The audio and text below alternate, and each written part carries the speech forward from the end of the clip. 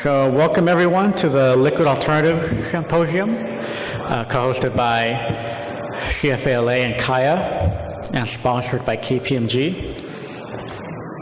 So my name is Alfredo Gomez. I'm a managing director at Snyder Kearney.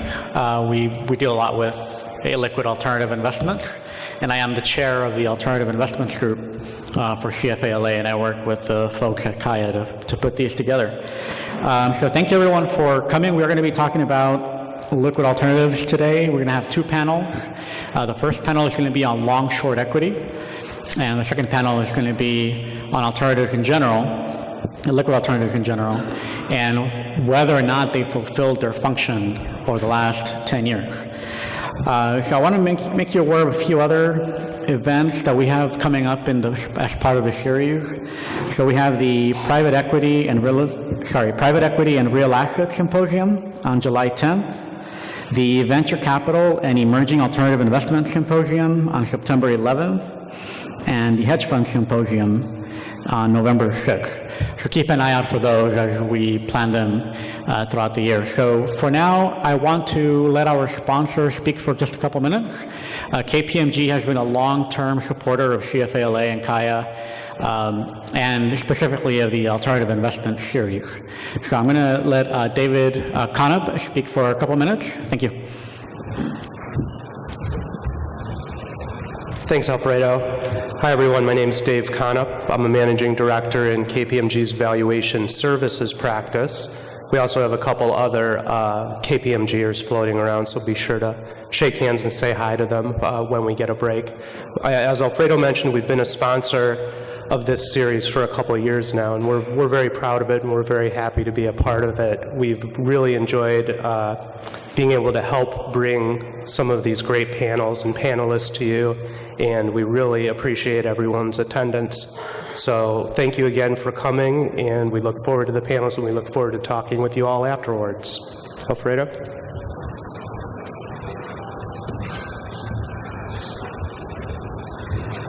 Right.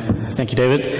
So we're going to go ahead and get started now with the first panel, which is going to be on long-short equity. We're going to have an update and an outlook on long-short equity, and you'll see here that we have some good experts here. We should have a good discussion. I'm going to turn it over to Andrew Chan, who is the portfolio strategist of First Foundation Advisors. Take it away. Thank you. Great. Good evening, everyone. Happy to be the moderator for this panel. It's a great, well thought of team, and I want to thank the people who helped find and scour these panelists today. To my immediate left is Lori Whiting, Investment Director and Managing Director at Wellington. To her left is Paul Korngable, Portfolio Manager at Boston Partners, and to his left is Connor Brown, Portfolio Manager and Managing Director at Thornburg Investments. All three are focused in the equity long-short space. In a matter of interest of time, we're just going to go ahead and jump right into the topics. Their bios are on the website, so if you'd like to look at their academia, please feel free to do that. But first and foremost, the periods of investing that we've seen more recently are, long treks of upward, straightward movement, positive, and then very short periods where correlations tighten up to 1. Equity long-short for many years, as we've hit new record highs, continues to be an area that a lot of allocators are thinking about adding to, but obviously with new record highs has been a pretty difficult environment. And more importantly, in the fourth quarter that we saw just last year, where correlations really tightened up quickly, results and expectations between maybe just portfolio managers themselves and a lot of allocators maybe have been misaligned. So I think maybe we'll just kick off with that is, maybe a few minutes on expectations, results, and, how are you managing around these bouts of volatility? So, Lori? Do you want me to kick it off? Please. Well, thanks for having me, and thanks to all of you for coming, of course. We were talking about this a little bit in the car on the way over here, myself and my colleagues, just in terms of this question of, as you laid it out, Drew, we've been going through these long periods of low volatility, and then all of a sudden 2018 came along, and it felt like, all of a sudden we have this, what some people would call crazy volatility. And actually, we were talking about it, we've kind of returned to a level of volatility that we think is probably more normal, is actually more normal in the longer term spectrum of the market. And it feels like 2018 was really, really crazy because we came off of a year in 2017 that was just historically unusual and low. So we were chatting a little bit about some of the statistics, and there's lots that we could quote, but for example, we looked at the number of trading days in different periods, different calendar years, different longer term periods, where the market was, the market had a move greater than, for example, 1%. So in 2017, the number of trading days where the market had a move greater than 1% was only 3% of trading days. So basically, almost never happened in 2017. But if we look at what happened in 2018, there was 25% of trading days that were above that move of 1%. So that felt like a really big difference in the level of volatility, but in fact, it's right at the long-term average of what we would have expected, in the past years. So I guess, one thing that we've been thinking about is it's not so much that we're in this new, different, really volatile environment, but rather we're back to a more normal kind of environment for volatility and for markets.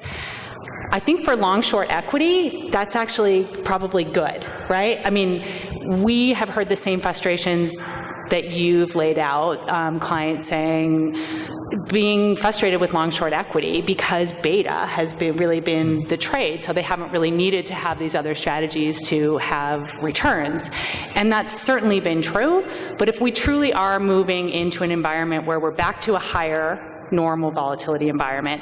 And I think more importantly, if we're finally coming out of sort of this long expansion that we've been in, and we're more likely in late cycle, maybe even going into more of a downturn, that's probably an environment, along with volatility, where we're going to see more dislocations, greater dispersion across asset classes and across, sort of individual securities as well, which really is a much more fertile ground for long-short anything and long-short equity strategies in particular. So actually, we would sort of welcome a return to a little bit more normal volatility, more normal dispersion, and think that as we're coming out of this long period of expansion, and already in late cycle, arguably, that we might finally see long-short equity strategies, do what they need to do. I'll just make one more comment on that, which is, I think thinking about the role that you want your long-short equity portfolios to play is also very important. What do you want them to do for you? If the answer is you just want them to keep up with global equity markets, period, and you don't care about, risk-adjusted returns, then you would have been especially disappointed, right, in the last few periods. But, we think probably an interesting role for long-short equity is one where you want to keep up with and hopefully beat global equity markets, but you really want to do that with lower volatility of returns and, importantly, a better downside kind of experience. So when the market's really down, you want to be able to sort of cap that down. And happy to talk about, whether or not we've been able to do that, but I think thinking about that as a really important role for long-short equity, that's probably going to be even more important in the period forward. Great. I know, Paul, you look at the emerging markets for equity long-short. Same kind of question. What do you think about expectations, results, and, the regimes? I mean, obviously, your asset class is a lot more volatile and has been, particularly more recently. I'm confused about the volatility you're complaining about. Just to echo what Lori is saying, if you look back if you date this cycle from the 2008 to 2009 crisis, there's about 7 bouts of volatility when VIX cleared 20. One was just a couple days ago. During the U.S. banking crisis, vol spiked to a peak of 44 on the VIX, and the next 2 volatility storms were in 2010 and 11 and 12 as a European debt crisis unfolded, and those peaked at 34 and 43 respectively. So busting through 20 here, and just barely, feels a lot better if you live through that. I remember chopping up my own cash in 100,000 units because we were worried about JP Morgan or some of the larger banks getting in trouble. So I think the volatility that we're experiencing recently is kind of patty cakes by comparison. The last 4 of these volatility spikes have been related to China. So if we begin in 2015, China slowed and required a massive stimulus plan. The VIX peaked there at 24.5. And then this was followed by a very benign period as the VIX fell steadily to under 10 for the first time ever, which is what you were just referring to. And that's actually the very unusual thing. If you go back to your office or you've got Bloomberg at home, just punch in VIX and do the max chart. Goes back to 1990, which fortunately for this real experiment is when I started in the markets. And you'll see the unusual aspect of the market is where you get these really deep valleys of low volatility between, there's one that comes in the mid-90s after the 1990 spike around the Gulf War, then after the, maybe 2-3 years after the bursting of the TMT bubble, there's another one of these, it's the 04 to 06, and then you get this massive ramp up for the GFC, and then it's very spiky. And then we've just had this chop down in vol over the last 4 to 5 years. And of late, the spike, the last couple spikes have been about the U.S.-China trade war. So in the context of performance, volatility, if you have the government or central bankers constantly lowering rates, the trade has been beta, and that's been up to the right and by the dips. That is not a good long-term investment strategy. I've been around long enough to know that there are recessions, even in the United States. It will happen. There are excesses being built up as we speak. There will be ugliness, and investors, being investors, people will panic and sell, and we'll all sit around wringing our hands saying, why didn't we have insurance? So I do think there's obviously a place for alternatives in every investor's portfolio. Certainly as you get closer to the end of your days, if you do care about the statistical path of your net worth before it becomes someone else's inheritance, it does matter to have insurance. And I think that will be brought home in the next 24 to, on the outside, 48 months. So in EM in particular, EM is extraordinarily volatile. Shorting is a very constrained activity, and there's lots to do there. Can I just pick up on one thing that you said? You just mentioned insurance, and you were talking about the fact that, the low vol periods are actually the exception periods. They don't happen that often. And so I think one thing that's interesting to think about is, take advantage of those low vol periods to actually buy some insurance, to buy some tail protection. And if the role that you want your long-short equity strategies, or any strategies, frankly, to play is one where you have this sort of asymmetric return profile, right? You keep up, you do well when beta is doing well, but what you really want to do is, do even better when beta is not doing as well. Then you can use these periods of low volatility to buy that sort of cheap protection. Yeah, and just to add to that, roughly 10 of the last 30 years, the VIX has been under 15. So that's 2/3 of the time it's choppy. Connor? Yeah, sure. So maybe I'll answer a little bit of a different question, which is what are expectations for long-short equity? And people have been disappointed broadly, I think, it's fair to say. So hedge funds, first of all, charge a lot of fees, it turns out. And there are some good hedge funds out there, but on average, hedge funds haven't justified the fees that they charge over the last 10 years. Liquid alternative strategies, of which I run one, actually used to run a hedge fund. We converted into a mutual fund, so I did charge those fees. Now we charge less fees. Broadly speaking, liquid alternative strategies also haven't done what they've been designed to do. We like to show a chart that shows performance of the S&P 500 and the return on cash, which has been close to zero for many years. And you draw a straight line through that from almost zero to what you've gotten in the S&P 500 return over 5 or 10 or however many years.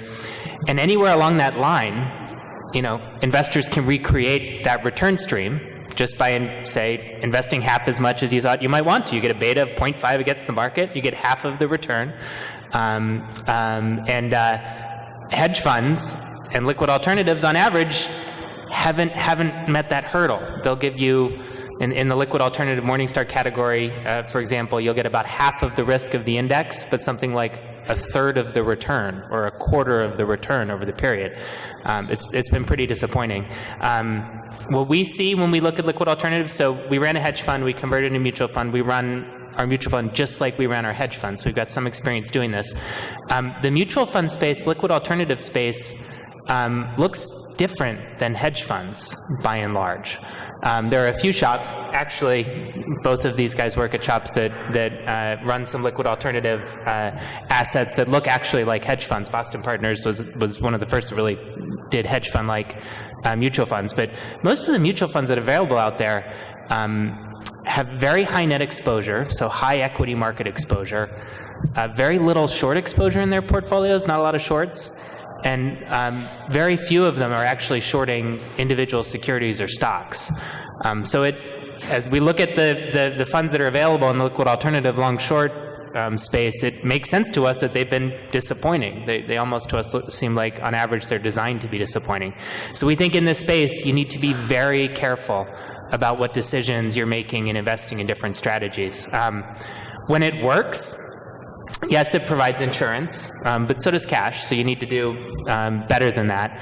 And the way we like to think about it, so since we incepted the long-short strategy that I run, S&P 500 is up about 9% annualized. We've done 8% annualized, if I exclude the incentive fee that we used to charge in the hedge fund vehicle. And we've done that with 40% less vol and half the beta. So if our beta is about 0.5, that means 4 points of our 8 points of return is tied to what the market's doing. And we're a net long fund, so that makes sense. But that other half, that other 4 points, is not tied to the market. And we've done some work on it because we've got a bunch of stocks long, a bunch of stocks short. That other 4 points is uncorrelated to other things that are going on in clients' allocations or client portfolios. And we think that to us also is a really important part of what long-short equity can provide in client portfolios, is a differentiated return stream that's really a bet on long stocks versus short stocks, which, if a portfolio is designed correctly, looks a lot different than other things in client portfolios. You know, Connor, you bring up a great point. Equity long short does have the other half, the shorting piece. And, you know, I think the thought process over the last 5 years is alpha shorting has basically been a unicorn, right? Very, very difficult on individual positions in most cases. The market's obviously rewarded zombie companies and allowed them to continue on as such. Maybe just some comments from each one of you of, you know, can alpha be really derived through shorting going forward, or is it going to be a very difficult environment? I know you guys were really chivalrous, but I'll let you go first this time. Okay. So shorting in EM is a lot different than shorting elsewhere. You need an institutional platform. It has to be done on swap through a number of prime brokers. The borrow, most people think the borrow is going to be extraordinarily expensive. It's not. It's just tough to get on certain names and certain geographies. So you need a mix of brokers who can get what you're looking for. It's actually, because of that, it's a fairly constrained activity. In the liquid alt space, I think we have our Boston partners, EM long short. There used to be a BlackRock fund, but that converted to long only in AQR. So there's not a lot of people doing this, and there's not a lot of people doing it generally globally. So we've actually been able to generate positive returns for investors on the short side, and we found that the short side is less competitive than the long side. So that's somewhat unique, I would say, to the constrained nature of shorting in EM. We do, we basically have been running about 30 to 35 points of capital on the short side. So gross exposure, 95 to 100 on the long, so you get out to about 135. That's been more or less stable, and that's all individual equity for the alpha gen portion. We're thinking about maybe tweaking and using some ways to manage some of the country risk that would be, just like a little side pocket for some beta shorts. But generally, it's long alpha and short alpha in the structure. Yeah, so we have been able to do it as well. We haven't made money shorting, which is unbelievable. That's a great result. We have lost money shorting in our long short strategy. It's on a handout, and it's audited. It's believable. Not unbelievable. That's very good. That's great, yeah. I'll tell you about the problems on my long book in a minute. But we've well outperformed how you would have done short in the S&P 500. So my co-portfolio manager, Bimal Shah is his name, he focuses on the short side, and he has a slide that he puts up, which I think is great, which is looks like LA traffic on a highway, 30 lanes, all going one direction or something, and one car facing the wrong direction as this onslaught of traffic comes at him. That's a little bit what it's felt like shorting, especially in the U.S. market over these last 10 years. But we've been able to add value, and I think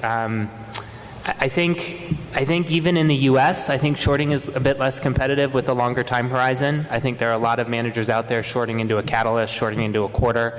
I think if you can look out 1 to 3 years in terms of your investment time horizon, that's actually an area where there's not a lot of short research work going on.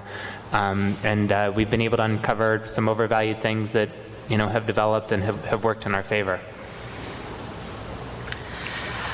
Sure. Well, maybe I'll just pick up on something that you said, Drew. Your question focused on alpha shorts, and that's obviously something that we also focus on. I won't comment too much on our experience there, but I think we also have been able to add value with the alpha shorts. But maybe just to acknowledge that there are other good reasons to have shorts in portfolios as well. So, we sort of think about shorts having 3 roles, one being alpha shorts, and that's very important, and maybe I'll come back to that just in a second. But another being having shorts in the portfolio also allows us to sort of free up capital to have more capital in our very high conviction longs. So, for more sort of paired type trades or value trades that allow us to have even more capital allocated to our high conviction longs. And, simply kind of going back to what I noted earlier about the role of these kinds of portfolios, if we do want them to have like a little bit more dampened volatility profile relative to the market, then we can use shorts to do that as well.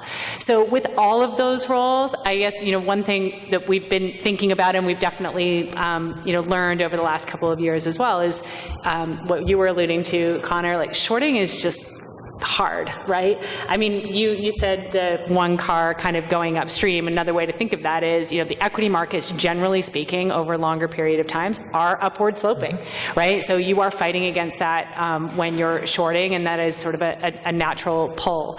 The other thing that we think a lot about and that makes shorting hard is that there's an asymmetry to shorting in terms of the payoff or the results. So you have a limited upside when you're short, and you have sort of infinite downside. So we definitely think about that as well.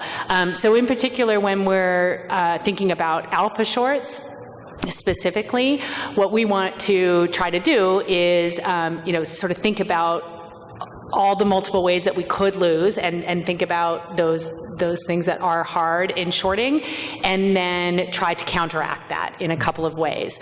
So the most obvious way, we are sort of a fundamental research-driven equity shop, so the first way we want to do that is really to lean on our research and really dig into the companies and find places where they're going to have more of an asymmetric result compared to the market overall.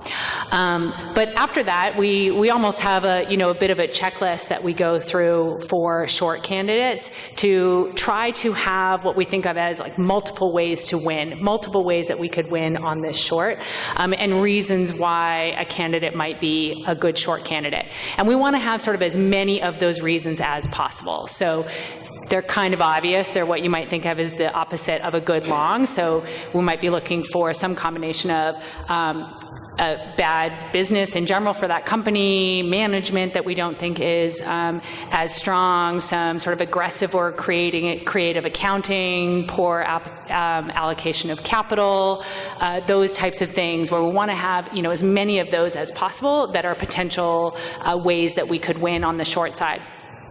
Along with that, though, is very important on the short side. We really emphasize the importance of a catalyst. So we might be right about all those things. There might be some of those reasons why a company could be in decline or could be a good short candidate, but it could take the market a very long time to come around to our view.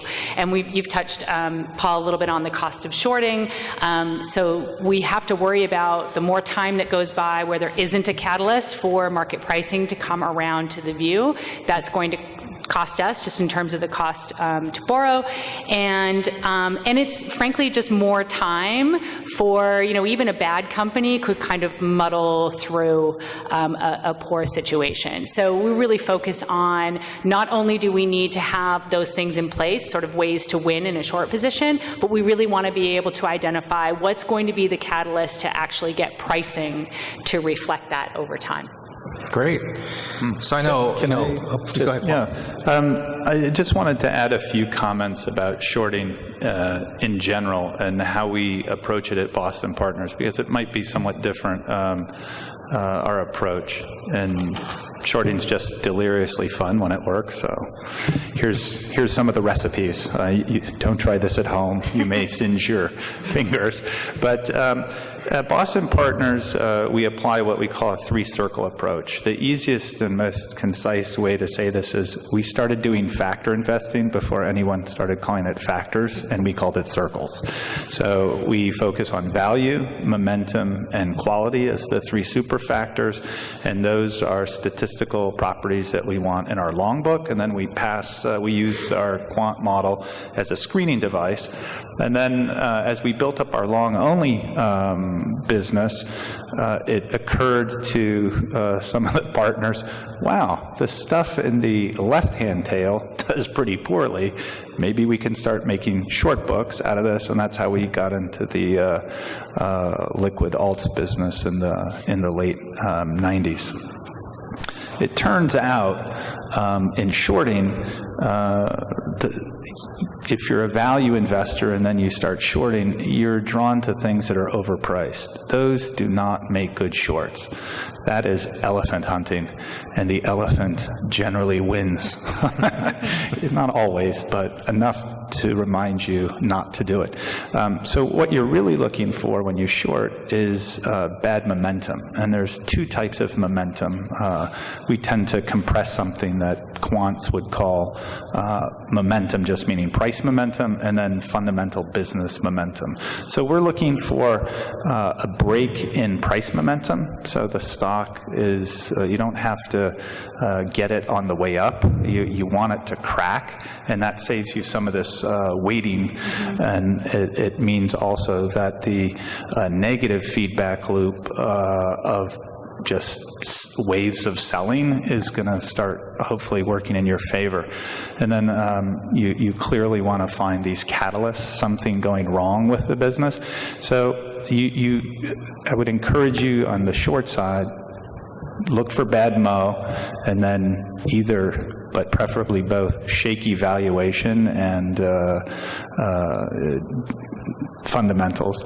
And then the most importantly, I have something like 75 short positions, and my max position size is generally around 70 basis points. So you want to be very cautious about loading up and trying to be a hero on any one of these shorts.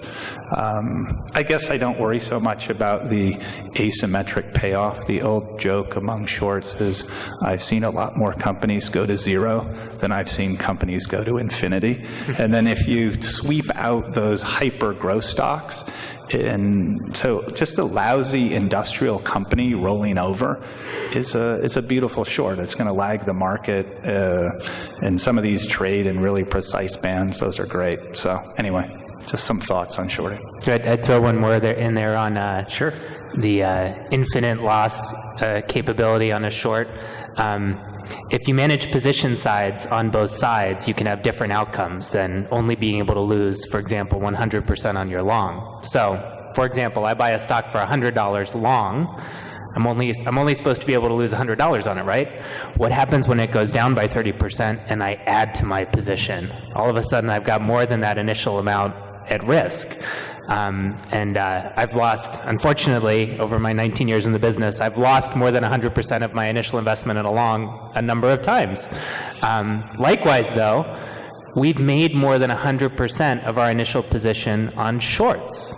How does that work? Yeah. You put the short on as you get, so we're not catalyst-based investors, but what we do is we lay out an investment thesis, and then we'll have guideposts to track fundamental development against our investment thesis. And if we're getting confirmation that our investment thesis is correct and that our case for why this stock is worth a lot less will be revealed to the rest of the world, we'll add, as the short moves in your favor, the position gets smaller, we'll top it back up. On average, we have a 2% position size on our short, so we'll get down to 1.5%, you'll take it back up to 2. Get down to 1.5% again, you'll take it back up to 2.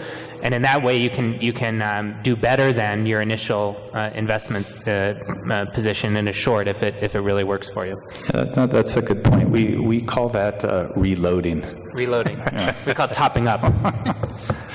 Well, great. The investment management space has been under fire. Obviously, margin compression, disruption quite a bit, big data, democratization of information, for example. 20 years ago, if you want to make a trade, you call your broker, and hopefully they got it done that day. Today, during active trading hours, you can pull out your phone and go ahead and execute trades. I think active managers in general have been very focused on that. But particularly, I'm wondering what keeps you guys up at night in terms of the equity long short space. Is it a continuous beta rally, or valuations, or the ability maybe like we saw in 2008 where the government comes in and basically shuts down shorts? Maybe Connor can go ahead and start. Yeah, sure, I'm happy to. So we're 30 to 40 stocks long, 30 to 40 stocks short. So it's a pretty concentrated book. I think we've got it well diversified, so we're not trying to be a hero. But it's a pretty focused book with up to 3% in individual short positions. So the thing I worry about most is that we've got some of our stocks picks wrong, and that a long will go bad in a tough way in the same period that a short will go bad, and that can create pretty bad portfolio characteristics. This is the thing I worry most about. I also worry, there are so many tools available now. So you guys, Paul, have circles. We have baskets. We have 3 baskets, like 3 circles. That's copyright infringement. We launched it was our first equity fund in '95. We launched with our basket structure, which as Paul says, is a bit of factor diversification before there was factors. So, but ours are a little different. Ours are really a cyclical component in the portfolio, a stable component in the portfolio, and a growth component in the portfolio. And importantly, we diversify both books in the same way. So our long book and our short book. And so we spend a lot of time thinking about it. We spend a lot of time qualitatively thinking about which basket our stocks fit in. We spend a lot of time quantitatively with our portfolio analytics team. We have a risk management platform that we use, trying to make sure whether or not we understand whether they're sort of underlying bets that we're not aware of. So that's another thing that we spend a lot of time working on, but that I worry about. And I always find that Fama French is not so many factors. Some of these factor models that you can get from the fancy risk management providers have tremendous number of factors. But it always seems like it's the one factor that they didn't have the model that's the thing that's going to drive where market returns are over the next year, in my experience anyway. And they're like, oh yeah, we should have had it in the model, now we'll add it to the model. So always trying to think about what are those things that could drive market returns where we might have different exposure between our long book and our short book that we may not be aware of. That's what keeps me up. I think, one of the things, first of all, at Wellington, we're, obviously very broad across asset classes, so there's lots of things that we worry about and that keep us up at night. In the alternative space and in the long-short equity space in particular, one of the things that we've been talking about a lot is related to something that you noted in your question, Drew, this sort of, lots of players and crowding in markets and that kind of thing, and related to the topic of volatility that we touched on at the very beginning. One of the things that we've really noticed is that that when we do see spikes in volatility, a little bit because of crowding and because of some changes in the dynamics on the dealer side, when we see spikes in volatility, we see liquidity get taken out of the market very quickly. So liquidity declines very quickly. That's intuitive. That's not new. That is what we would expect to see happen. You see a spike in vol, dealers tend to shore up their books. They don't want to do as much trading. You see liquidity decline. So that's normal, and that's been going on for a long time. We would expect that relationship. What worries us is that that relationship is getting sort of worse and worse. So over time, as we see sort of the same level of a spike in volatility, the withdrawal of liquidity is getting greater and greater. And that's having sort of a circular effect. So that's really helping, small moves turn into big moves, and is something that, really impacts the market, and that we've done a fair amount of research on.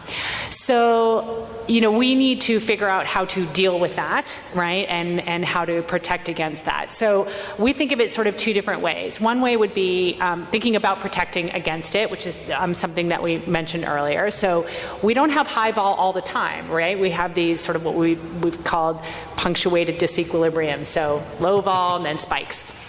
So thinking about take advantage of the periods when vol is low and protect against those spikes. So that's one thing that we're doing in strategies where it's really important to protect against that. But the other thing that we're really doing is really leaning into strategies that really kind of go the other way, that aren't looking necessarily to protect against that next vol spike, but that really lean into dislocations, and where it's sort of a stated part of the strategy to kind of take the place of those liquidity providers and to sort of step in and to provide liquidity when the market does get very dislocated. So we've been really focusing on some of those kind of strategies, and they tend to have a very different profile, right? They tend to do much better in these periods of volatility and in periods when beta and other sort of pro-cyclical assets are not doing as well. So they're kind of a nice diversifier. Great. That was a good word, wasn't it? Punctuated disequilibrium. Have you patented that one? I'll use that one if you haven't patented it. I didn't coin it, but one of my colleagues did.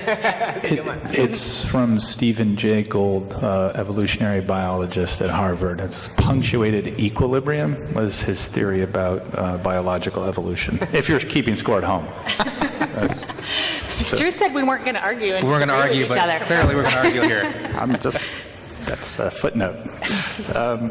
What keeps me up at night, literally, is I get home and I fire up the Bloomberg around 10, and that's when Asia opens. And if it's a really bad open, I stay up a lot. So I get on the phone with the traders and you try to figure out what's going on. But with respect to some of the trends that you mentioned, technology, big data, the democratization of information, more players in the asset class. EM is sort of the, it's running about, I would say, a decade behind where the U.S. and some of the other developed markets are. Just to give you some anecdotal information about why I say that, that's just my sort of offhanded guess. About 5 years ago, when we started up this strategy for the long short, there was really very limited quality coverage of China A shares, for example. The two most traded names now on the northbound, which are Kwaichao Mutai and Wuliang Yi Bin, which is this Baiju liquor, if you've ever had it. It will have burned a hole in your liver, and you will have remembered it.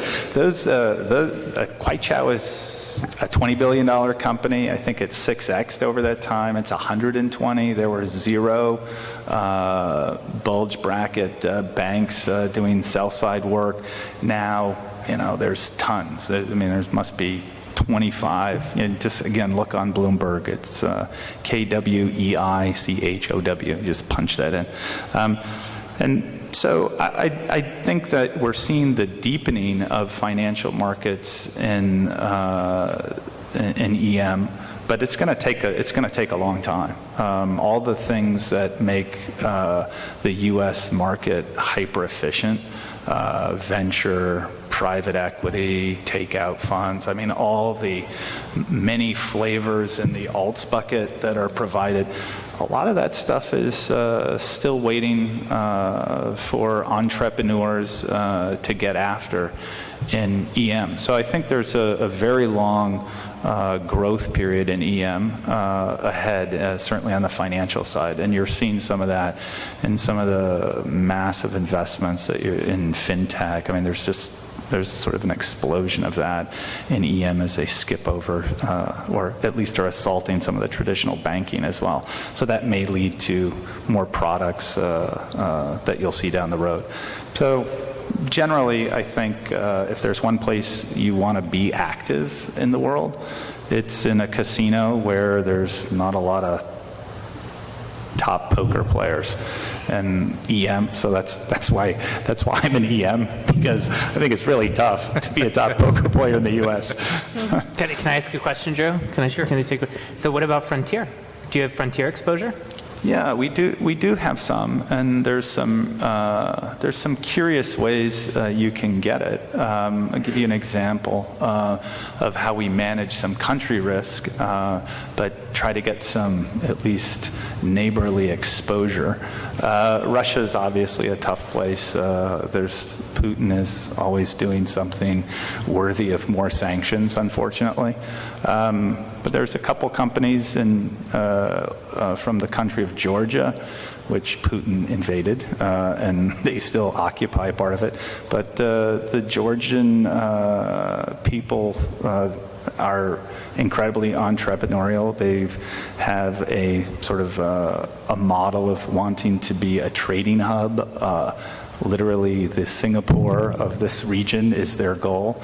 There's tax reform, and there's stocks that trade on the London Exchange that are really well run. The managements are good. They talk about capital allocation, return on invested capital, et cetera, et cetera.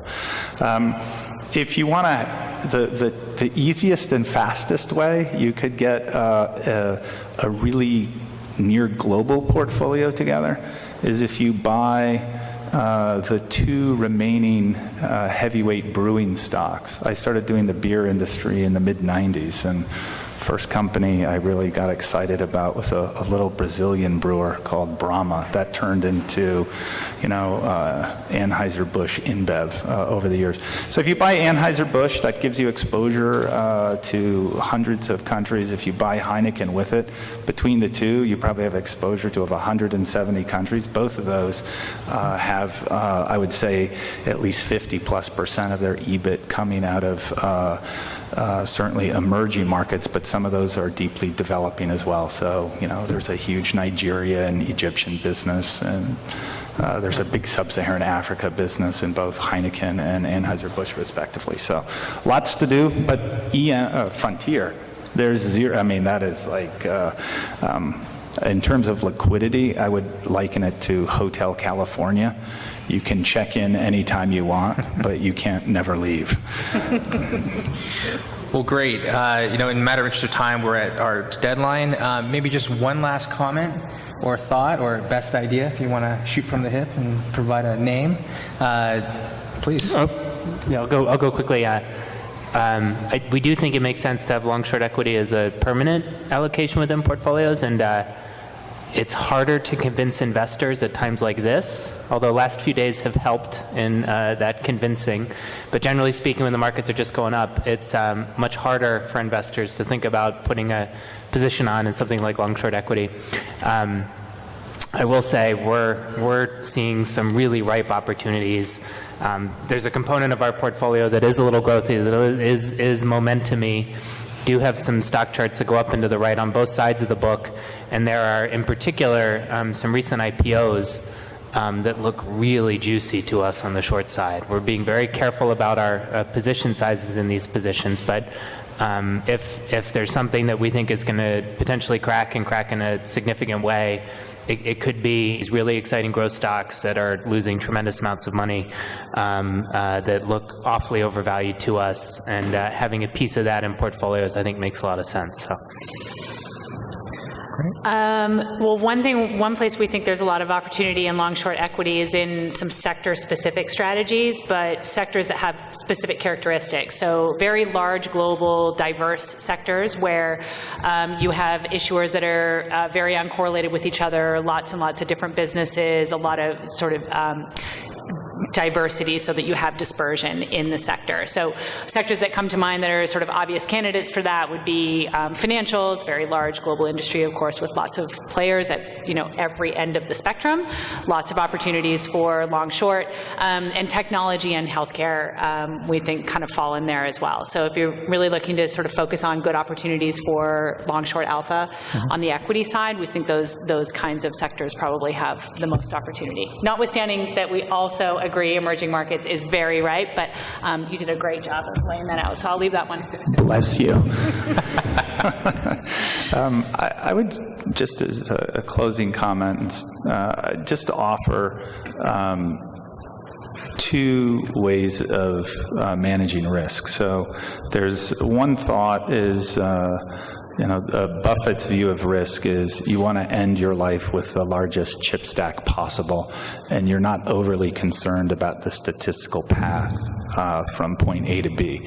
And so if you look at Buffett's record, he'll talk about the maulings that Berkshire has received over a couple periods of time, and those are really quite substantial drawdowns, 30% plus.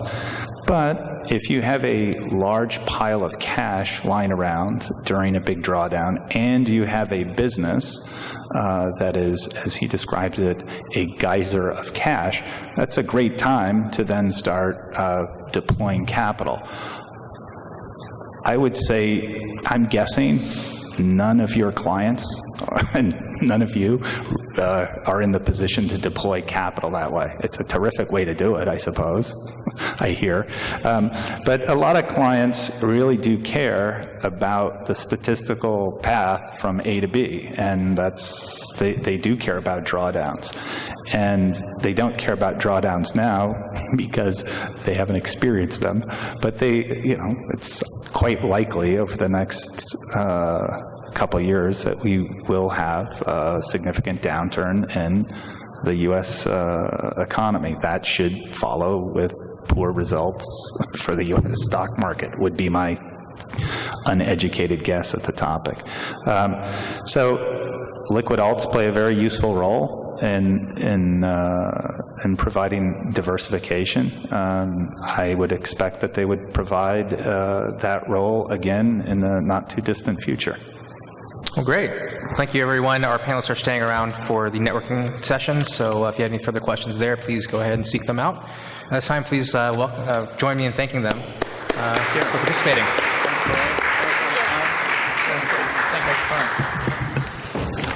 Thanks, Drew. Thank you, Joe.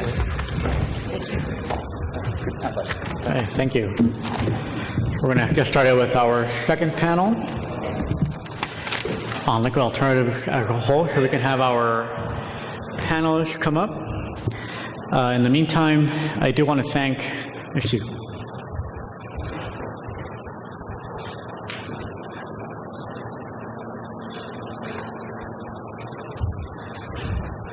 Right, so while our panelists come up, I do want to thank our CFALA staff that has helped put this event together. So we have Laura, Caitlin, who's doing the registration, and Michael, who's doing the video recording. Go ahead and come on up, guys. So we have several volunteers, too, from both CFALA and Kaya that helped put this all together. So we're all volunteers. So I want to thank one in particular, Mo Elias, who's been very helpful in getting this organized. All right. So we're going to jump now to the next one on liquid alternatives. So this is more of an allocator panel. And we'll be discussing whether liquid alternatives have fulfilled their purpose over the last 10 years. And I think you already heard some comments on the prior panel, on the long-short panel, as to whether or not that has happened. So I'm going to turn it over to our moderator, Arnim Holzer. And Arnim, I'll let you take it from here. Great. I have a couple of prepared remarks, so I figured it's better to stand up. I am Arnim Holzer. I'm with EAB Investment Group. We sub-advise a mutual fund, a series of mutual funds for the James Alpha family of funds, and that's my role. We have an institutional consulting business and a mutual fund business in the derivatives and options area, and so that's our expertise. It is a liquid alt, so it's an unusual set of funds that clearly is definitely a liquid alt. I'm really pleased today to be joined by Razmig Dertavishan from Highmark Capital, Jason Sturwalt from Littman Gregory, and Alan Kim from Kane Anderson. And it's a great group. And the way we're going to do this, I have a couple of remarks. You have some handouts. I'm going to go through those relatively quickly. And then we're going to try to leave some time during the session. So I'm going to turn over some questions to the panelists. But we're also going to have some follow-up questions at that time, because I think some of these topics are going to kind of flow better if you get some of your questions out earlier. And then at the end, we're going to leave about 10 minutes for questions as well. There is a chart pack there. I'm not going to belabor you with going through each single one, but I think the topic is a really interesting topic, which is, why have liquid alts performed the way they have? And, has it been a disappointment? How would we categorize that performance? And most importantly, how should we look at these things going forward? How should we look at these vehicles? And what is the purpose for your clients? And I think this group of panelists is going to be really good at helping you focus on how to do that. The history of alts is basically that they come out of the institutional world. They come out of strategies that worked well in the institutional world to a great extent and were brought into the retail side. But as you know, there are limitations, and I think to a certain extent calling liquid alts is a little bit of a misnomer, and we'll talk about that as well, because there's so many different kinds, each with their own characteristics. But there are limitations in 40 Act funds and UCITS and CCAVs as to what you can bring into a retail product with regulations, et cetera. And so to a certain extent, I think they were hamstrung. But I also think to a certain extent that the battle that they were designed to fight was a battle that potentially was really the wrong battle. I think people assumed that liquid alts would be a way of managing volatility. I think there was a sense of diversification, but I think people thought of diversification as how can I reduce volatility, get relatively high Sharpe ratios, so in essence it's a more efficient part of my investors' portfolios. But what happened from 2009, 2010 on was that the battle was kind of won by the central banks. And our earlier panelists did a great job framing that. If you look at what's happened to volatility over the last decade versus prior periods, you'll see that volatility has not just been squashed, but actually the distribution curve itself has been brought in.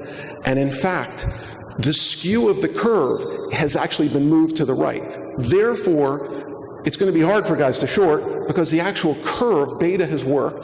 There have been far fewer lower negative days. There's been far less volatility, and the mean, the number of occurrences around the mean for daily returns has actually moved up.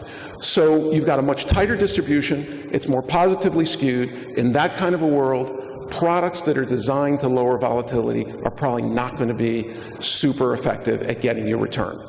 That doesn't mean they've all failed, but I think it's an important point to recognize that the environment, the battle that was being fought, was not probably the best one.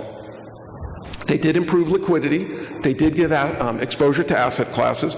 And I think to a certain extent, they proved that different kinds of product can be palatable from a marketing point of view. Clients can accept it. I mean, there's trillions of dollars of liquid alts out there, so clearly clients are not unwilling. But the truth is, of the 15 to 20% in U.S. portfolios, more like 20 to 25% allocations are in institutional portfolios, and more like 5% are actually in retail portfolios. So there's a big disconnect still between the allocations in retail portfolios versus institutional. So I think that's a very important point to understand. When we look at the alternatives based on their Sharpe and Sortino ratios, they still actually have performed. But because of the environment, the absolute returns have just not looked that good. One of the issues I see going forward is I think this macro environment actually does set up well. The prior panel talked about that. I think those are reasonable points. I think there is a potential for central banks to recognize that this continued easing process is not great for banks. Banks are the foundation of economies, and it's very difficult. You're seeing it in Europe, you're seeing it in some other markets as well. In the U.S., it's beginning to take a toll. I think there is going to be more normalization than I think people are comfortable with, and we've seen what happens when central banks try to tighten rates, volatility goes up. But the truth is, unless you have an enormous cyclical and secular bear market, real major recession, I don't think central banks are going to increase the amount of these balance sheets tremendously from here. If anything, I think the rationale will be to try to reduce the size of these balance sheets, which means normalization, which de facto means volatility should be going up. We also see geopolitical stress, a move away from globalization. Globalization is a volatility squasher. It has a tendency to help companies to reduce costs, which makes it easier for them to beat their numbers. Stock buybacks as well. We're seeing more difficulties. We're seeing more controversy around stock buybacks. Stock buybacks have a tremendous effect on earnings per share getting beaten. We think stock buyback controversy could end up reducing stock buybacks. We think that could end up also increasing volatility. So all those things bring you back, I think, to liquid alternatives that do a good job of managing volatility, that do a good job on the long-short side of getting a chance to win on the short side, or a greater chance to win on the short side. I think that's helpful. But the most important thing, I think, going forward for these funds will be the idea of correlation management, will be the idea of trying to take the promise of alternatives, which is this either low correlation or this negative correlation, and actually systematizing it, making it dependable. And so in your chart pack, there's actually a graph on correlations of some different asset classes and a managed risk fund. And what you see is not a constant correlation or a low beta, but what you see is actually a systematically managed correlation that reduces when the market's under stress. And the point of this is to say there are products that will be available to you, but just looking at alternatives and their constant beta or their anticipated beta isn't actually what's helpful to you. What's really important is digging down and understanding that correlation pattern. Unfortunately, years ago, the statistical work and the capabilities that were being marketed to investment advisors did not have the capabilities of really looking at asymmetrical return patterns, looking at the downside risk. Capture ratio tells you a very small part. It's a very flat number because you don't know if that capture ratio was mostly caught in one event or if it was evenly caught across a series of volatility events. So in order to look at these funds, we think it's very important to understand really granularity around the correlation, the pattern of correlation, and the systematic defense that those products provide. I think when you get into that level of granularity, and new statistical packages will let you do that, I think it's going to be great for your clients. So at this point, we're going to bring it back to the panel, and I have a couple of questions for the panel. And I guess I'd like to open it up to you all. What do you think the misunderstandings about liquid alts are? And how do you think the folks here in the audience should really look at them going forward for their clients? Just a kind of an overview. Alan, you want to start with that? Okay, sure. That's a tough question. So I guess there's a perspective out there with regards to liquid alts as something that's different than, let's say, stocks and bonds. I think of liquid alts as something not having typical equity beta or returns derived from duration or credit risk. So when you take it all out, you have liquid alts, and you try to derive returns from some other sources. And so the typical perception from the industry or even clients is that, well, it doesn't look that great in terms of how much returns that it's generating. So that's some of the challenges that we have in dealing with clients when we work with liquid alts. Yeah, I think there's a very big misnomer that people treat it like an asset class. People are used to allocating to asset classes, 60-40 being a dominant model that a lot of people use throughout the decades. And that's an asset class. Liquid alts is not an asset class. I wish they just called it a other bucket. U.S. equities is an asset class. When you say U.S. equity, there's a lot you're communicating to me. You're telling me that it's an asset class that has to do with the U.S. risk-free rate, an asset class that has a certain risk premia where all the underlying securities would correlate with that risk premia, an asset class that has something to do with U.S. GDP and is tied to overall U.S. GDP growth. U.S. equities is an asset class. When you say alternatives, I have no idea what you're talking about. It's really, to me, it's other. It's other than long-only equity beta and long-only interest rate exposure. That's what alternatives is to me. In terms of their performance, when you have a bucket that's so heterogeneous like alternatives, it really depends on the portfolio that you've created for yourself. The portfolio that we've created, I'd say it's underperformed what our mean expectation is, but not by much. Call it one standard deviation to the left, which in this business, it happens, right? It's not something that you should be overly concerned about. It's something that you should expect.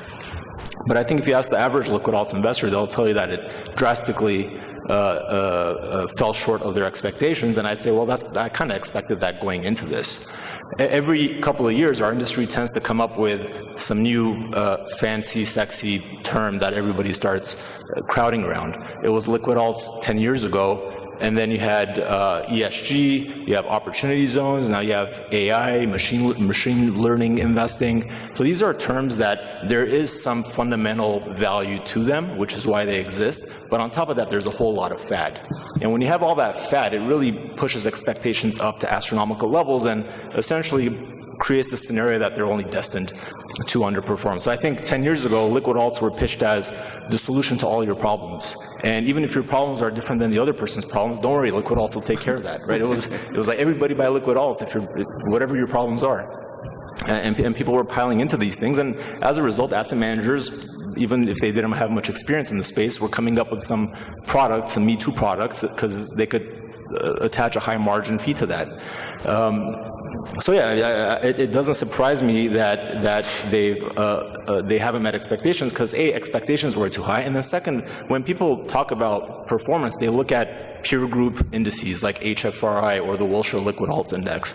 So my prior job, I used to work at Wilshire Associates, and I was instrumental in putting together the Wilshire Liquid Alts Indices. And this was about 5 years ago when I left. We had 500 funds in the Wilshire Liquid Alts Indices. These are ones that we've identified, that we're looking through them, and we're categorizing them. And as we go through this process of combing through this universe, we also set aside funds that we think are worth looking at for our internal portfolios. So of the 500 funds that we looked at and categorized, how many do you think we actually set aside as these are funds that are worth looking at? Not investing in, but just looking at. So the number was 25. That's 5%. That means we thought 95% of what was deemed as liquid alternatives is junk. So if you have a peer group universe where we think 95% is junk, and I'd say it's the same for hedge funds as well, then the average is going to suck, as it has, and it will continue to suck. So, and that's a very technical term, by the way. I think people, unless you know what you're buying into and the role it plays in your portfolio, you're going to continue to be disappointed in a high fee product. Right, so you don't like liquid alts? What was that? Oh, we love alts. So I mean, we personally, half my capital's in alternative strategies. But again, you have to understand what you're buying, and don't buy it just because it's got this fancy terminology and it's supposed to be the solution to the answer to all your prayers.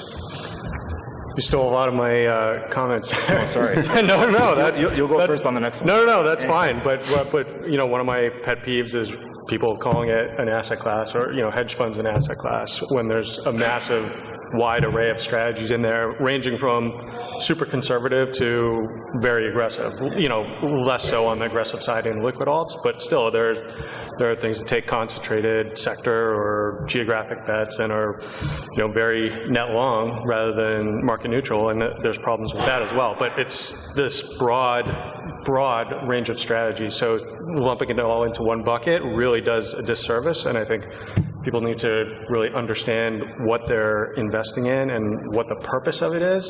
So that's kind of my rant that I always go on internally when people say, "Oh, should we have more liquid alts?"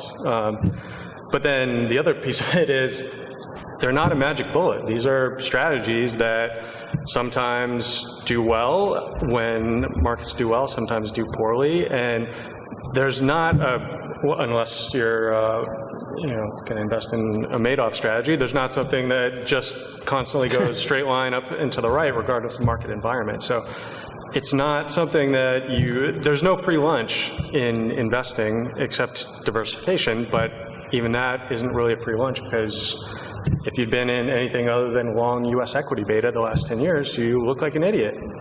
So there's career risk in that, and clients may understand at the time they go into something, but their patience tends to wear down as the U.S. equity market goes up 15% a year, seemingly forever. So that's, I think, those are my pet peeves about the asset class. But I would say, in general, I think it's improving. When you started out 10 years ago, like you said, there was this land grab.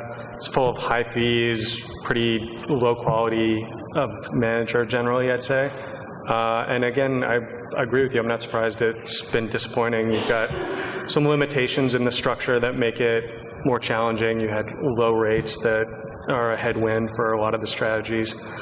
And then again, everything looks really poor compared to being long U.S. equities for the last 10 years. So that you made a couple of really great points there, and I'd like to pivot a little bit towards helping the group out here. We heard some comments in the prior panel where they talked about, the low vol environment that we've been in and how difficult that's been.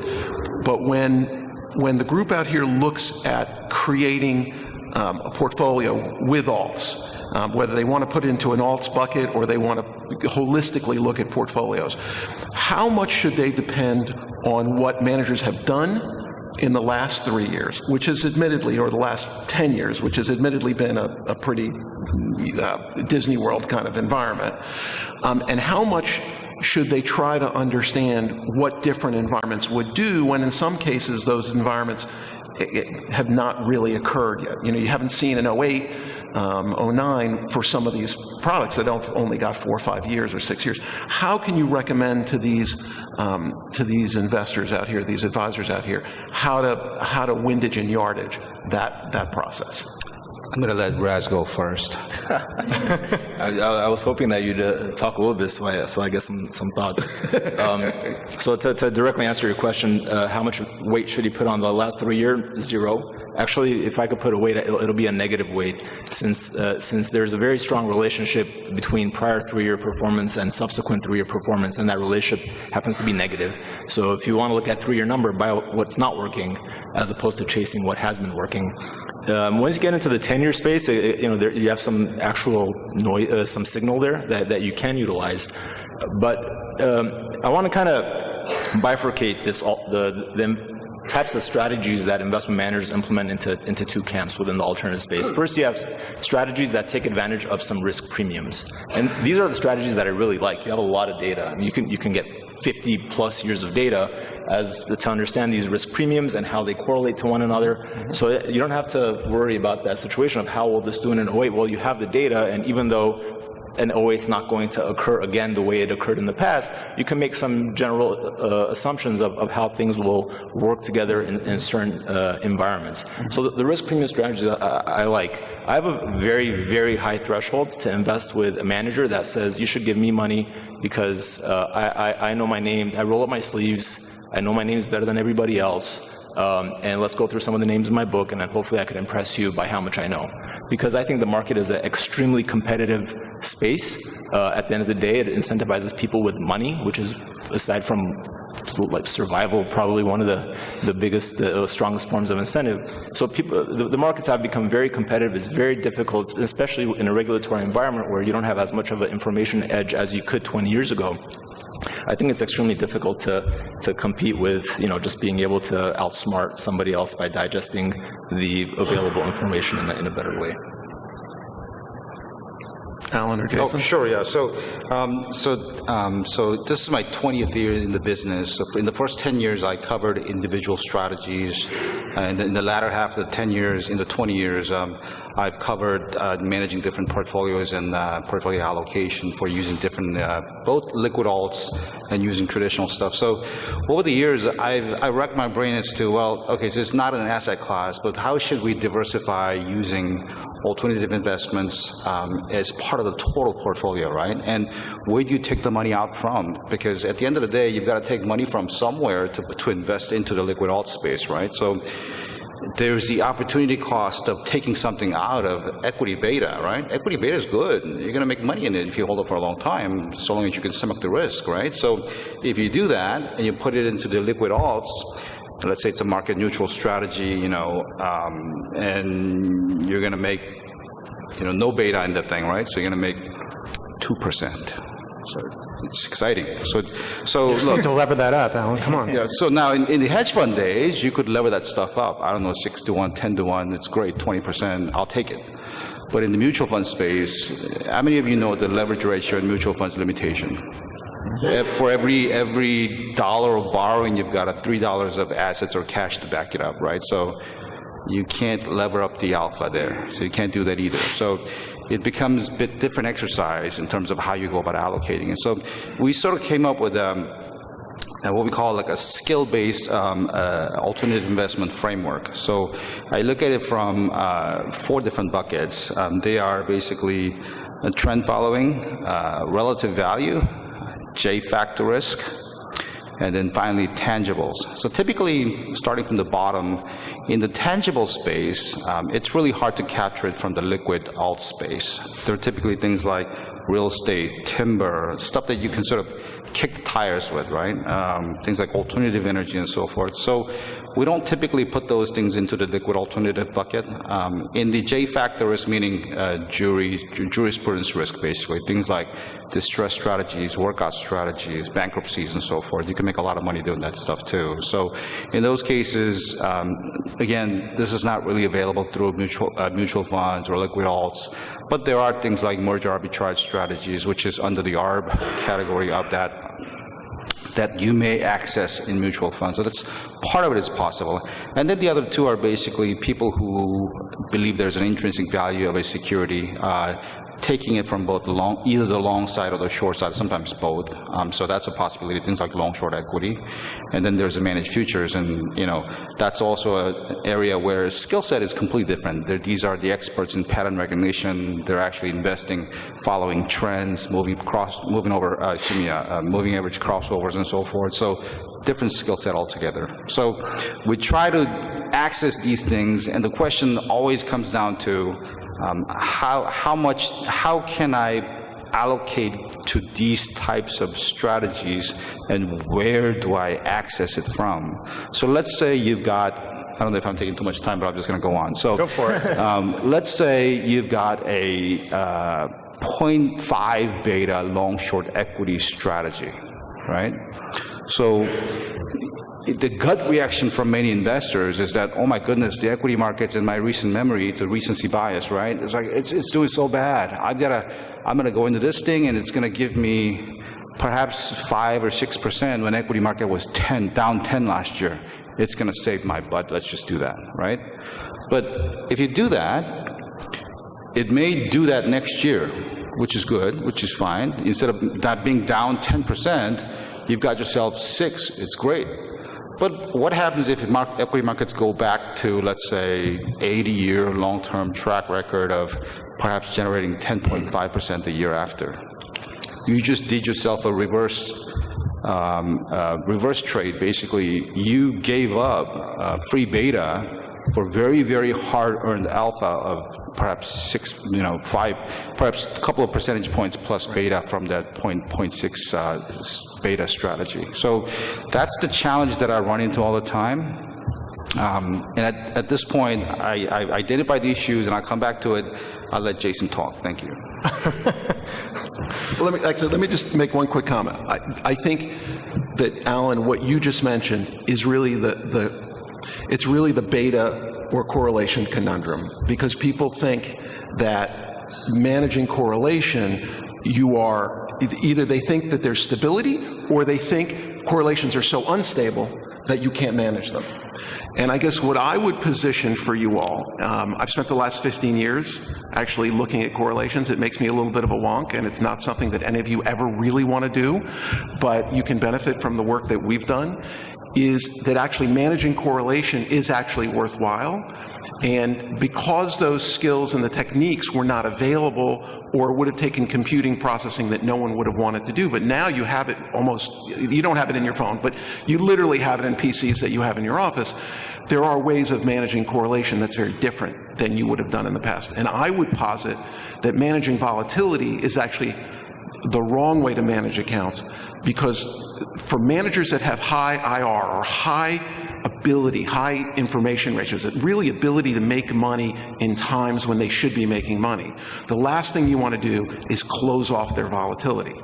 The place where accounts or portfolios where managers can really get hurt, they talked about it in the last, is when correlations really break down, when they go to 1. That's, I think, an area where it's important for you to ask the right questions. Does this strategy have the same beta?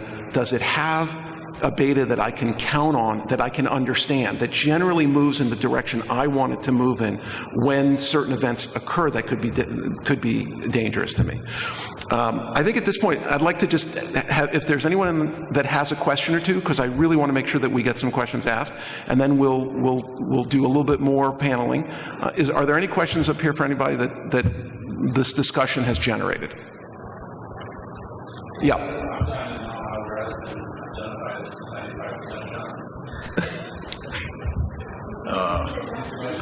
How can Raz know for sure that 95% are junk? I don't. I don't know for sure which ones are junk. I just have a very high threshold to allocate to any strategy, particularly the one that has a high fee. And also, alts come with a high fee, but when you look at under the hood, there's also a lot of implicit costs, since they tend to trade a lot more than a long-only strategy. So rather than trying to find what's junk, I'd say we're in this business where no one's going to punish you for passing on something that happens to do well. People are going to judge you based on the performance of things that you decided to include. So have a very high threshold for what you decide to include. I think at the end of the day, it goes back to your own market philosophy, and I think it's very important for all investors to develop their own philosophy when it comes to markets before they even go out there and talk to any managers. Develop your philosophy as to where inefficiencies come from in markets. What causes market inefficiencies? And we think that most inefficiencies have some type of structural reason where the supply of capital isn't enough to fulfill the demand. These tend to be very short-lived, but they do occur in times of stress. Or you're going to have some type of a behavioral inefficiency, and then you could add a third bucket of risk. It's not really an inefficiency, but by definition, you take more risk, you outperform most. I feel like I'm the person that tends to attack the entire industry, and that's not what I mean to do. But you look at the long-only fixed income space. Most fixed income managers outperform the ag. It's not because they're all great. It's because they all take credit risk, which the ag doesn't. So there's a third bucket of you take more risk, you can outperform there as well. And then you start peeling through the markets and say, okay, where do I think the markets are uber competitive? And if it's very competitive and you want exposure to the risk premium, like U.S. equities, do it in a very low-cost, efficient way.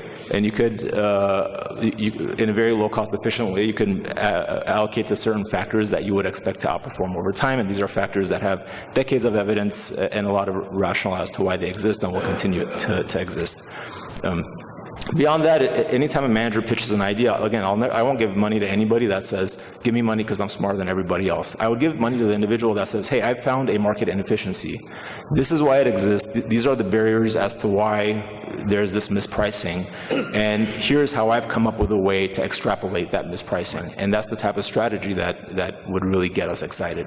Because again, it goes back to, it's a very competitive space. fees are high, transaction costs are a real thing, and if you look at 3-year, 5-year numbers, you're always going to have strategies that aren't very viable over time have a great 3-year, 5-year number, and investors and capital chase those strategies. I think they're doing a very big disservice to themselves.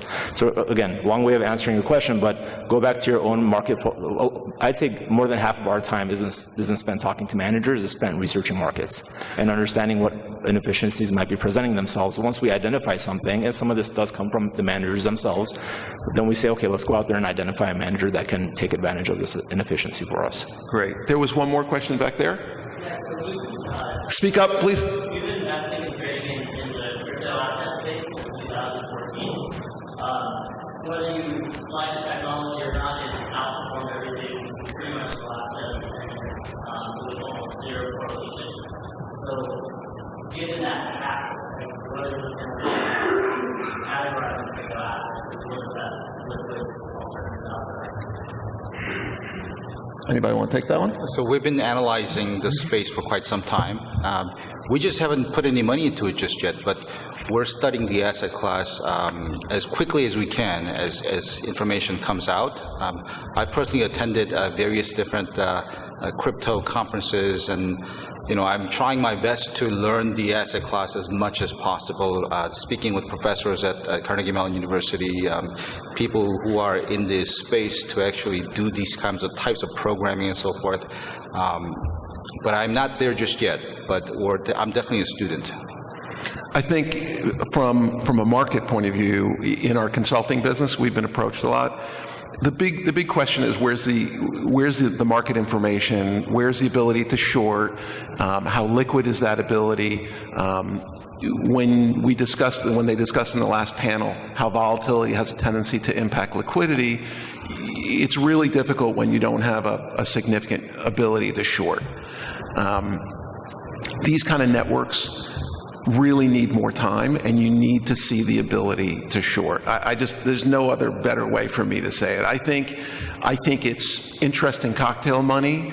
I think there could be opportunity there, but I think in terms of reliable information about this market, you really want to see how futures markets behave, how implied volatility differs from realized volatility, what the patterns of that are. I think until you see that, it's an interesting category, but I would be careful about making it someone's retirement money. We've definitely seen the last year a lot of shares in the market for all the options trade, options, all of It's getting there. I'll keep it simple. So before we make any investment, I ask myself a very simple question. If this asset underperforms over the next 5 years, am I going to be able to stick with it, or am I going to immediately second guess my thesis? And if it's the latter, then I haven't done enough work in buying the asset. And when it comes to crypto, we've taken a lot of look at it. I just haven't been able to get comfortable enough where I can tell you that if it has a bad 5-year period, that I'll be able to stick with it. So we've stayed away for that reason. Similarly, we haven't looked at it in enough depth to feel confident in having that we have a really informed opinion, and given the volatility, it's not something I think that we're comfortable putting client assets in at this point, but it's definitely an interesting area for sure. I think tokenization as a concept is interesting, and I think if we go towards MMT, if we go towards modern monetary theory, I think it will become a very popular asset class. Because corporate trust, the trust in corporate factors, may end up being greater than government factors in that case, and you may see tokenization actually have real value, not simply, trading value. But that's a different environment. One more question, then we're going to have some other questions. It sounds like some of what you're working on or struggling with is the opportunity cost analysis as the golf bucket or this other bucket versus equity data creation risk. Have you thought much about extension strategies as a way to have the data of one, the class, the data leverage, and B, would you use that as in your other category, or might you use it as substitute for? You want me to go Yeah, first? You go ahead. yeah. So, have you thought of extension strategies? And I'd kind of make it even much broader. Are you okay with using leverage? Because that's essentially, and yes, we are within reason. So we would use it. We don't really use it on the long only side, but we do on our alternative side do strategies that do utilize some leverage to extract certain premiums. Jason, have you guys looked at it? Yeah, we theoretically would. We haven't at this point, but going back to the old 130 days of 10 years ago, 10 years plus, was really popular for a while, and then obviously had quite a run where nobody was interested in it. But if you think you've got a manager that can generate a decent spread between their longs and shorts, theoretically, I think we'd be comfortable letting them take that in addition to the market beta that you generate. So yeah. So at my current employment, I cannot do that because of certain guidelines and restrictions with our client base.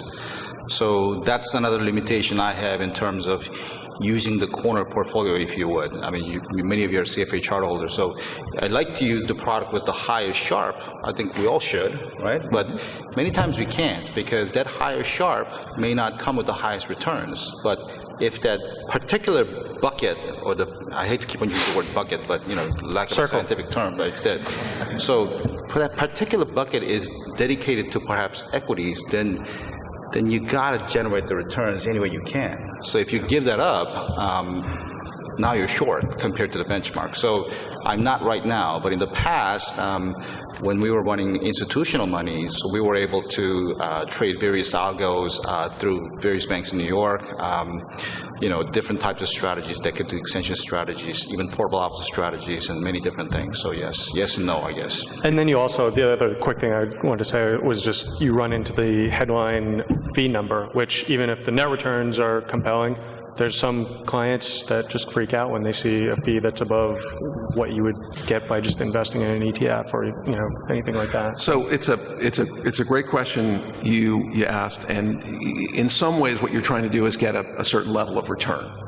But the other thing I think we should be doing, and I just did a white paper, I just did a long set of research on how asymmetrical return patterns, cut downside risk, can actually allow greater beta in other parts of the portfolio and at the same time bring in certainty around expected return. Because one of the big problems we all have with our MPT optimized asset allocations is you get this expected average return, but what no one really tells you is there's literally a waterfall, like even on a 3-year basis, you could have a 30 or 40% difference in the 3-year outcome based on that average expected return. And on a 10-year basis, I mean, the numbers could be enormously different. So one of the things you get if you actually use alternatives that have kind of an optionality within them is you have the ability to tighten up that waterfall of expected return. So maybe you don't get the absolute highest return, but if you bring in certainty around mean average return, now that's something, because no one can necessarily eat. Like we've talked about this for years. Can you really eat? Well, that portfolio made 15, but boy, he had 17% volatility. This portfolio made 10, but he only had 4.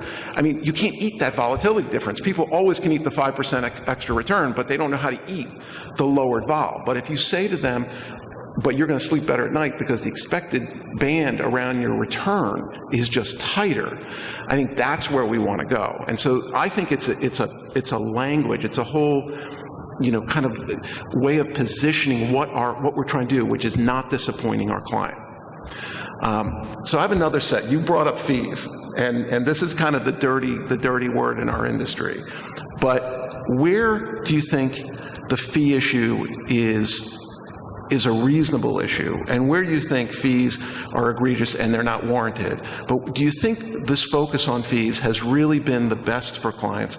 And I just want to open that up as an area, because we talk a lot about fees, but I think sometimes it's become an issue that people will just screen some managers out, but there's real alpha.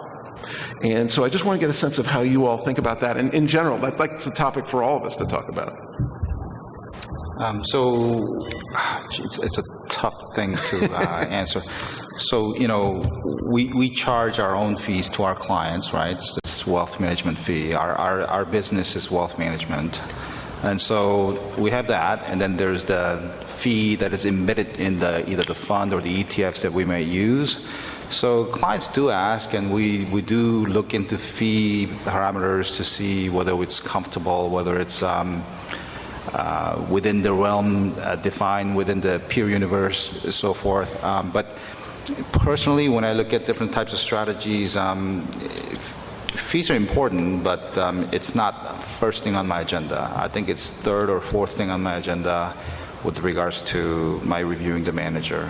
Obviously, the fees are important, but not to the extent that I may not work with the manager just because the fee is high. I hope that answers the question. So say you want to buy a car and I tell you I got one for you. It costs $20,000. What's your first question? What kind of car is it? So it's very hard to answer that question. There are certain strategies I'll pay 1.5%, 2% for, and there are certain strategies I won't even pay 10 basis points for. So it really depends on the strategy. But I'd kind of approach it a little bit differently. Our industry clearly has been going through some margin pressure. And I do think that's been healthy and good for the end investor who's able to gain exposure to asset classes, to investments in a more efficient manner. But I think now we're starting to get to a point where I'm starting to question if any further compression is good for the investor, because it's starting to challenge a lot of business models, and it's also driving up consolidation within the industry. And when you get that level of consolidation, you don't get much more differentiation, and it becomes a lot more difficult to run a business model that's solely focused on alpha generation.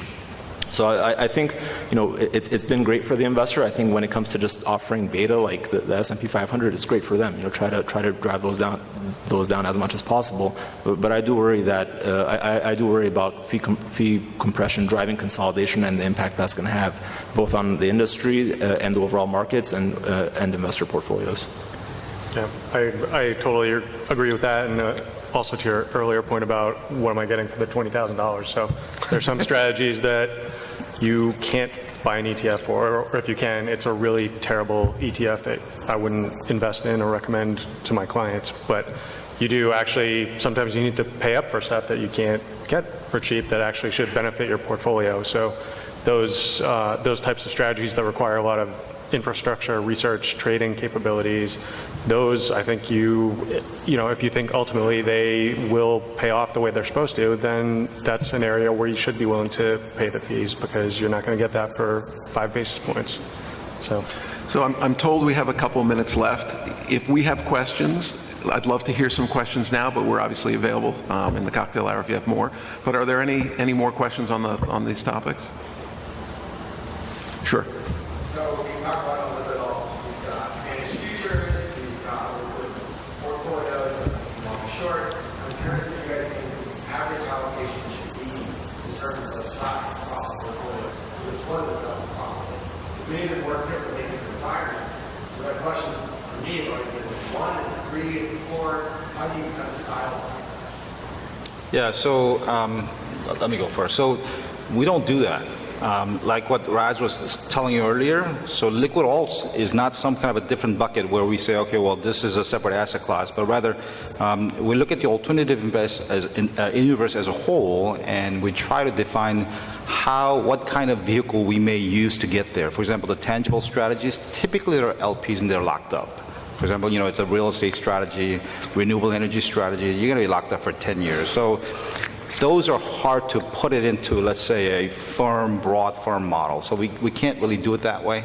And with regards to things like typical allocation, I don't really do, let's say, just a simple beta model, but what I do is look at what we call a 4-factor model. So it's just a compilation of different factors which I think are important. So they are basically equity factors. We don't do like small cap, mid cap. We don't growth value. We don't do that. We look at it from a 10,000-foot perspective. Equity value, equity factor, duration factor. We call it, the hitting the fan bucket. So in other words, in 08, how many bond funds actually lost money? Most of them lost money, right? Except a few. If you actually had duration in your portfolio, you would have made money. So that's the kind of duration that we're talking about, pure duration. So that's the second factor. The third factor is credit, or we call it spread strategies. So I know there are a smattering of different credit strategies are out there, but basically you're taking spread risk, right? And then the fourth, we have a bunch of things actually inside of that, but due to our client base and, for being easy with our executives, we just call it alternative factor. But under that, we have other things like commodities and currencies and volatilities and so forth. To make a long story short, we have to fill out the first three first before we can actually allocate to liquid alternatives. And at this point, liquid alternatives only make up about 9% of our allocation. So my answer to your question is predicated on two other questions. First is, what's the quality of your alts book? And then second, how comfortable are you with relative underperformance relative to your peers as well as relative to the U.S. equity market? And I've recently learned that, I used to naively think that uncorrelated returns were the holy grail, because that's what we've been taught when we're taught finance. And I've recently realized that people hate uncorrelated returns. We have a client that has an alts book. The alts book delivered as expected over the last 5 years. And they came to me and they said, Rez, I really don't like this book. And I said, why? They're like, because I just don't get it. Equity markets are up, they're down, it just doesn't matter. It kind of does its own thing. And I said, well, that's the whole point, right? So people in general, I think we are very uncomfortable with this concept of uncorrelated returns, and you have to factor that into your equation when you're answering that question of how much should I allocate to alternatives. Yeah, I agree with that, and in particular to things that are the most diversifying. So trend following, you mentioned managed futures.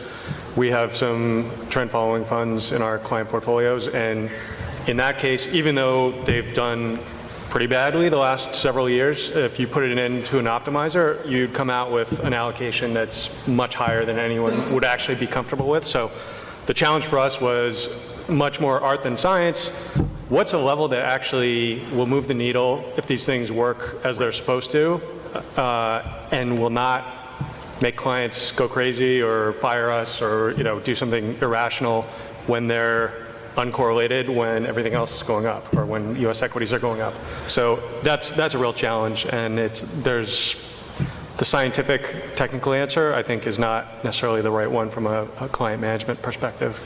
That's a great education. That's a great question, and I think some of this is a statistical question, because for years these optimizers have normalized everybody's return pattern. And so I think as we get more sophisticated and these techniques, these institutional techniques, get into your hands, you're going to start to see the value of asymmetry, the value of different return patterns that aren't normal. But as long as we normalize, you're going to get some funds are going to get very big allocations that maybe shouldn't, and there's going to be some liquid alts managers who maybe should get bigger allocations but don't. And so that's why doing the work, digging down, looking at their pattern, looking at their general correlation versus their stress correlation, and really understanding those, I think is the way to move forward. But this has been a great panel. I really appreciate you guys' help. If there aren't any more questions, then I think we're done.